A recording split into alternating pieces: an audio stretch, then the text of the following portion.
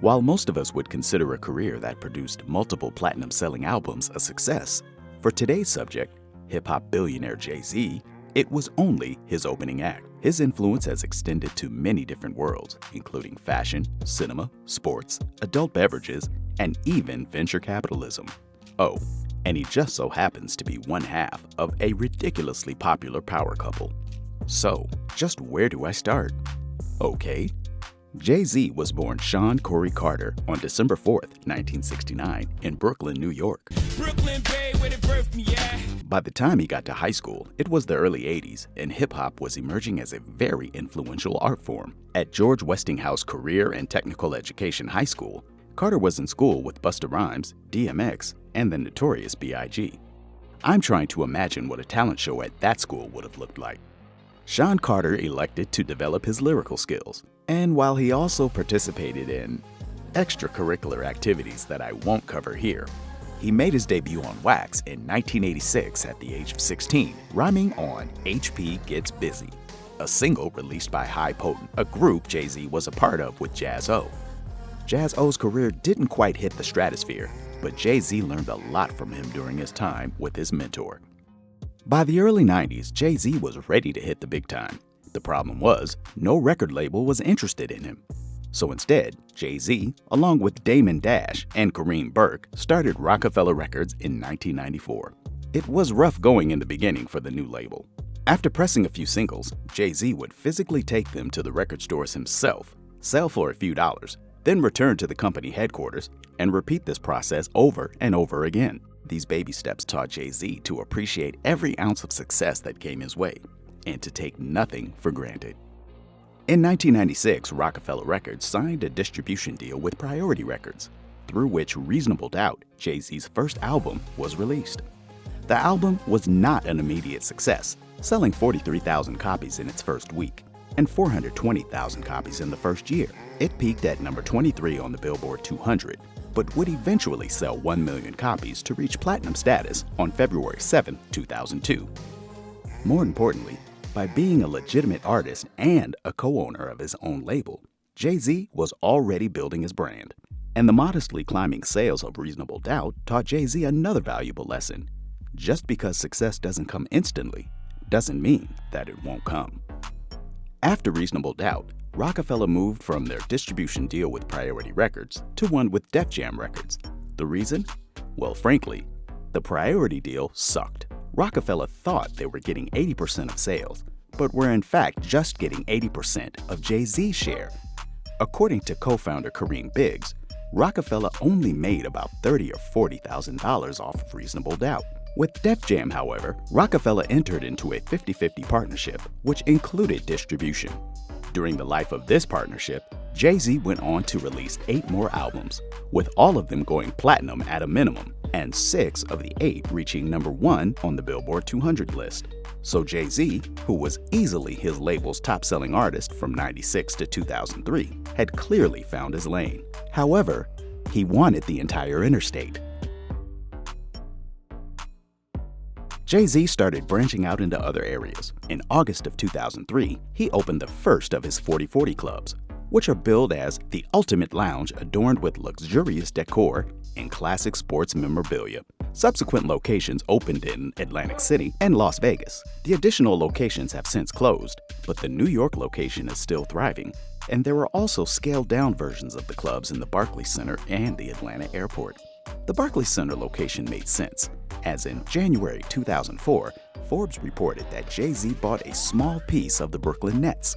For $1 million, he got 1/15 of 1% of the team and 1/5 of 1% of the Barclays Center, the Nets' home arena. After noticing that talking about certain clothing brands in his lyrics had a direct impact on those companies' clothing sales, in 1999, Jay-Z and Damon Dash met with Iceberg with the intent of starting their own line. Iceberg passed on the concept, but Rockefeller was undeterred. They planned to make their own t-shirts instead, going so far as to buy the sewing machines to get this new venture started. The only problem was, Rockefeller didn't really have any knowledge of clothing manufacturing or the fashion industry. This is where Russell Simmons stepped in. As the CEO of Fat Fashions LLC, he was able to facilitate a meeting between Rockefeller and Russian investors Alex Baez and Norton Share. They entered into a partnership, and Rockaware was launched as a subsidiary of Rockefeller Enterprises. This proved to be a wildly successful venture that paved the way for a separate Rockaware apparel line that was introduced to the world in Rockefeller Films' 2002 release, State Property. Oh yeah, they made movies too. Rockefeller Films had a distribution deal with Miramax and produced State Property, Paid in Full, Paper Soldiers, Death of a Dynasty, and a few others. Anyway, Jay-Z even signed a separate multi-year endorsement deal with Reebok in 2003 to sell a signature shoe. The S. Carter was packaged with a sampler CD featuring unreleased music by Jay-Z. Sources reported the shoe sold approximately 10,000 pairs upon its release. Although fellow Rockefeller founder Damon Dash was of the opinion that the Reebok deal devalued the Rockaware brand and would sell his interest in it in 2005, Rockaware kept picking up steam, making several licensing deals, getting its line into Macy's, a department store giant, and crossing into overseas territory with the help of megastar Victoria Beckham. Rockaware eventually reached $700 million in annual sales in fiscal year 2007. That would be the same year Jay-Z sold Rockaware to Iconics, the owner of such brands as Echo Unlimited and Ed Hardy, for $204 million. Getting back to the music side of things, in December of 2004, Island Def Jam bought the other 50% of Rockefeller for a reported $10 million. As part of the deal, Jay-Z became the CEO and president of Def Jam while continuing to run Rockefeller and retained control of his master recordings. Jay-Z was developing a real thirst for success, which proved to be intoxicating. And speaking of intoxicating thirst, the year was 2006. Cristal was heavily embraced by the hip-hop community, being featured in several rap lyrics and videos. Then, during an interview with The Economist, Frederick Razad, manager of the company that made Cristal, was asked for his thoughts on how popular Cristal was in the hip-hop world. He replied, "What can we do? We can't forbid people from buying it."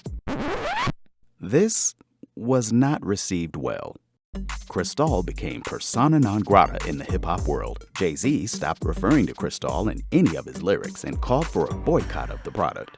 Then, in his video for Show Me What You Got, a gold bottle could be seen. This mysterious bottle was Armand de Brignac, also known as Ace of Spades, which Jay-Z owned a stake in and eventually owned outright, acquiring the brand in 2014. Jay-Z was CEO and president of Def Jam until 2008, which is when things really shifted into high gear for the hip-hop icon. On April 1st, Jay-Z founded Roc Nation as a record label that was meant to succeed Rockefeller. Roc Nation then entered into a $150 million deal with Live Nation, a Beverly Hills-based events promoter and venue operator, which included a distribution deal with Live Nation Concerts. A subsequent 10-year deal with Live Nation would be signed in 2017 for $200 million, and although specifics were not mentioned, it's speculated that the second deal was to focus more on live music. In May of 2009, Jay-Z bought out his remaining contract with Island Def Jam for $5 million. The following month, Roc Nation signed a 4-year distribution deal with Sony. Things were clearly on the upswing. On the strength of these deals, Jay-Z out-earned his megastar wife Beyoncé for the first time since the two were married in 2008, earning $37 million from May 2010 to May 2011. 2013 was another particularly busy transactional year for Jay-Z. In February, Roc Nation made a publishing administration deal with Warner Chappell Music, giving them the rights to Jay-Z's music since 2008, as well as future releases. Then in April, Roc Nation entered into a distribution deal with Universal Music Group. That deal kept Roc Nation operating as a standalone unit under UMG, who would handle the global distribution, sales, and marketing of upcoming albums by Jay-Z, Rihanna, and others. While that alone made for a very fruitful month, it was only the beginning. Roc Nation Sports was founded in a partnership between Jay-Z and Creative Artists Agency and signed Yankees second baseman Robinson Cano as its first client. While this marked an exciting new path for Roc Nation and Jay-Z, it was viewed as a conflict of interest as he was a part owner of a team. Thus, Jay-Z had to sell his ownership stake in the Nets, profiting approximately $1.35 million on the deal after selling to Nets head coach and former NBA star Jason Kidd. And as if all of this wasn't enough, on July 4th, Jay-Z released Magna Carta Holy Grail, his 12th studio album. It was initially made available as a free download to 1 million Samsung device users, thanks to a deal where Samsung paid $5 million to give out 1 million copies of the album 72 hours before anyone else could buy it.